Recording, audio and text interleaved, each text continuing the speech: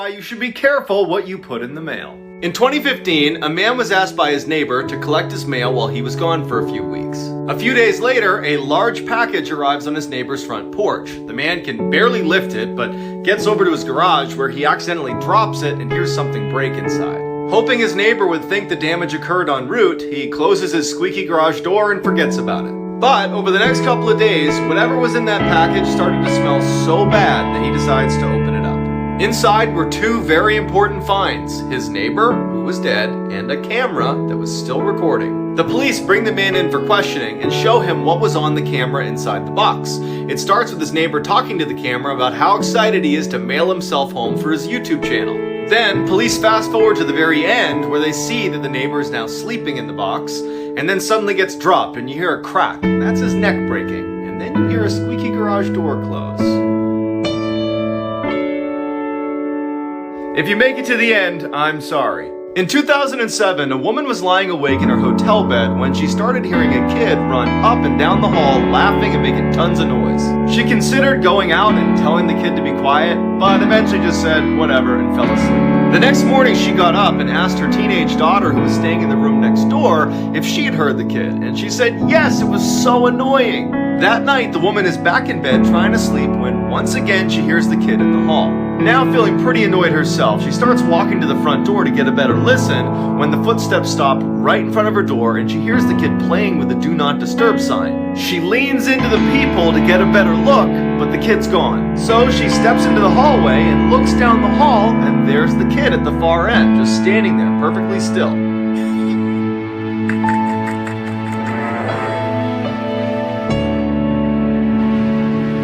This is why you might not want to eat deer meat.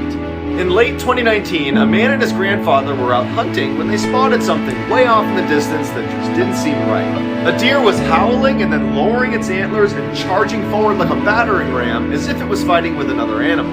But when they crept closer, they could tell that the deer was all alone and something was definitely wrong with it. The deer was repeatedly ramming its head into a tree, and then finally one of its antlers breaks off and it kneels down and starts chewing on the antler. As they're watching in horror, the deer in a sudden lurching movement gets up on its hind legs and then walks like a human into the nearby lake, goes under and does not resurface. Turns out the deer had chronic wasting disease, which is a new, highly contagious neurological disorder that drills holes in the brains of those affected and leads to a distinct lack of fear and awareness and is always fatal. And now, scientists are concerned it might spread to humans in 2020. This is why you always say yes to tandoori chicken. In 2012, a high school tutor and her students stayed up so late one night studying that by the time they were done, the buses had stopped running. Without another way home, the student asked if he could stay the night at her place. Reluctantly, she agreed. When they got back to the apartment, she fell asleep on her bed and he fell asleep on a blanket next to her bed on the ground. A few hours later, she wakes up to the boy standing awkwardly in the middle of the room with a very strange look on his face. She asks him, "What's wrong?" He looks at her and says, "I'm really hungry. Let's go get some tandoori chicken." Confused, she says, "It's 2 a.m. Just get a snack in the cupboard." And he grabs her by the arm and he says, "No, we are getting tandoori chicken right now." And he yanks her from the bed. Feeling totally caught off guard by this whole situation, she goes into the hall with the boy, and as soon as the door shuts behind them, she can tell that he is terrified. He looks at her and just says, "I'm not actually hungry. When I woke up, there was someone under your bed." If someone offers you this, walk away. In 2016, a man was staying at his friend's cabin in the woods when he decided to go for an evening stroll. A little ways down the trail, he hears someone call out from behind his neighbor's house. He looks up and he sees this skinny guy pop out from behind the building who starts waving frantically at him to come over. Worried this guy could be in trouble, the man takes off running to assist, but when he gets close enough, the neighbor just offers him a fistful of Slim Jims and starts talking about how much he hates his wife. Sensing there was something wrong with this guy, he says no thank you to the Slim Jims and walks away. The next day, the man calls his friend who owned the cabin to ask him what the deal was with his weirdo neighbor. There was silence on the phone, and then his friend just says, "I don't have any neighbors." The police are called, and it turns out his neighbor was really some lunatic who had recently killed his wife and had been hiding out in the abandoned cabin next door. This is why you should never stay in sketchy motels. In 2005, a young woman on a solo road trip across the country decided to stop for the night. The first place she sees is the Mountaintop Motel. It looked pretty cheap, but she was tired, so she said good enough. The check-in guy eyed her up and down very uncomfortably and then asked her if she was traveling alone. She ignores the question, pays for her room, and then walks away with the key. When she gets inside her room and sees there are literally cockroaches in her bed, she says nope and decides to sleep in her car in the parking lot. Around 3 a.m., she wakes up to see the check-in guy using his own keys to get into the motel room she was supposed to be in. A few minutes later, he storms out and slams the door and starts walking towards her car. Terrified, she hides under her blanket as the man tries to open her car doors but can't and walks away. She speeds off and calls her friend and asks her to look up the address of Mountaintop Motel so she can give it to police. Her friend's quiet for a second and then just says, "The Mountaintop Motel closed a week ago." This is why you should always change your locks. In 2017, a college girl woke up from a nightmare drenched in sweat and decided to rinse off before going back to sleep. She propped her phone on a shelf, turned on some music, and then hopped in the shower. A few minutes later, she reaches for her phone to change the song, but stops suddenly. Reflected on her phone's screen was a person standing in the middle of her bathroom facing the shower. She somehow kept her composure, turned the water to scalding hot, and then ripped open the curtain and sprayed the intruder in the face. As they howled in pain, she ran past them to her kitchen to get her butcher's knife. In a panic, she can't find her knife, so she just runs out of the apartment and calls the police. The police go in and come out with a crazy-looking woman in handcuffs. One of the officers comes over to the girl and says she used to live here and she had copies of your keys. Then he pauses and looks down and brings up a clear evidence bag that contained her butcher's knife, and he says, "Looks like she wanted her apartment back." This is why you should always keep your head on a swivel.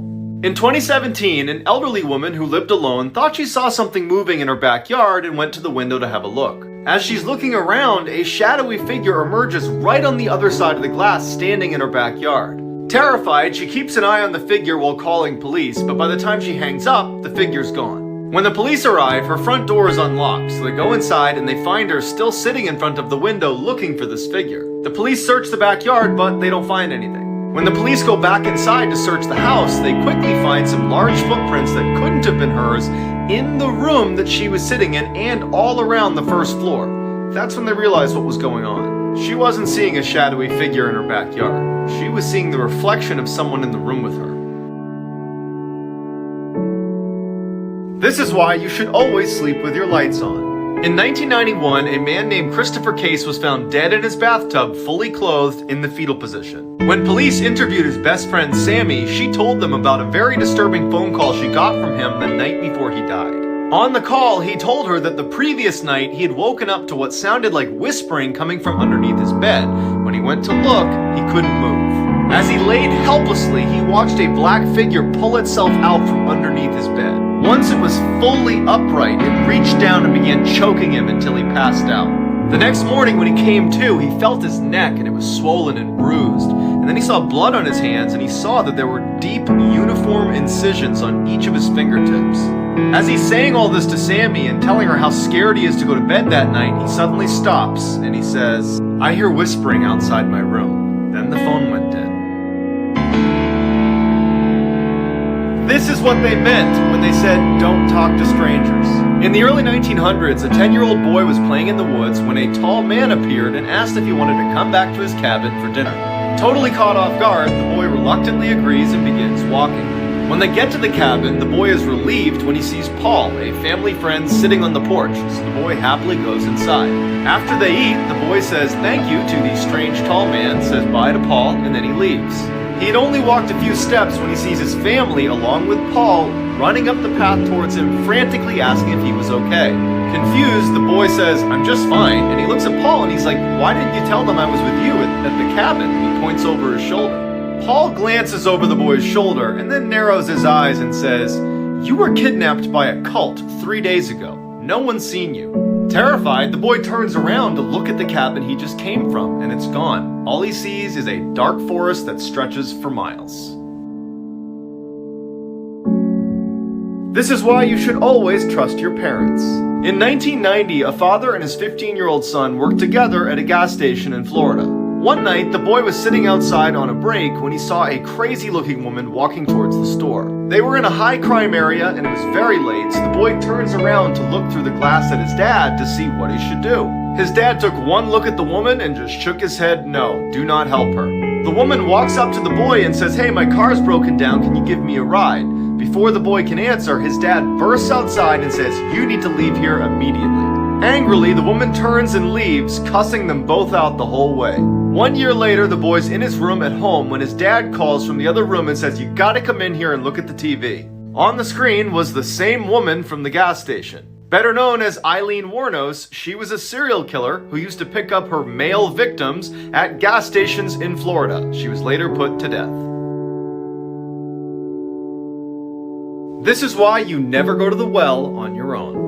In 1983, a young boy was camping with his family on Roan Mountain in North Carolina when his mom asked him to head on down the path and get some water from the well. When the boy didn't return, his mom went to check on him and he was gone. A massive search party was launched to find him, but with temperatures rapidly dropping and finding no trace of him, the family braced for the worst.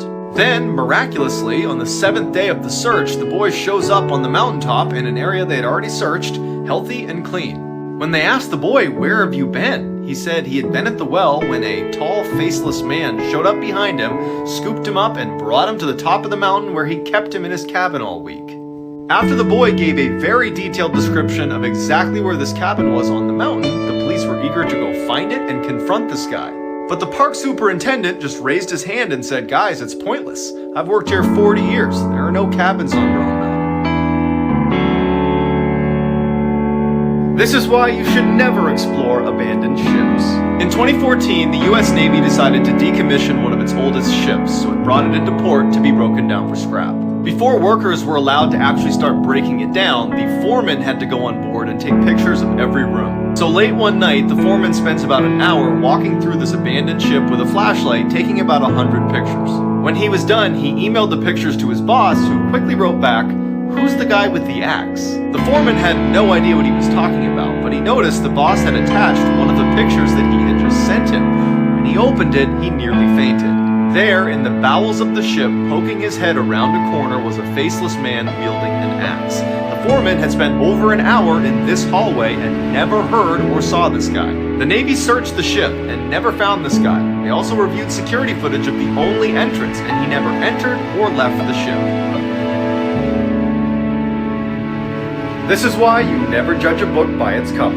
On the evening of August 7th, 1985, police received a call about a mentally ill woman attacking her family with a gun. When police arrived at her residence, they didn't hear any shooting or hear any noises coming from inside the house. Police tried yelling for the shooter to come outside, but when she didn't listen, they went in. Inside was a massacre. All 5 family members have been killed, including 2 young children. One of the deceased was Sheila Bamber, the mentally ill woman the police had been called about, and she was holding a rifle that was tucked up against her neck with a gunshot wound underneath her chin. This case gained massive media attention, putting pressure on the police to solve it as quickly as possible, and so they jumped to the conclusion that this had to be a murder-suicide perpetrated by Sheila. But one detective felt like they were missing something and kept investigating. And sure enough, he found something hidden under the stairs at the crime scene that meant Sheila could not be the shooter. To find out what's under the stairs and who the shooter is, check out The Murders at White House Farm on HBO Max. The link to it is in my bio. It's awesome.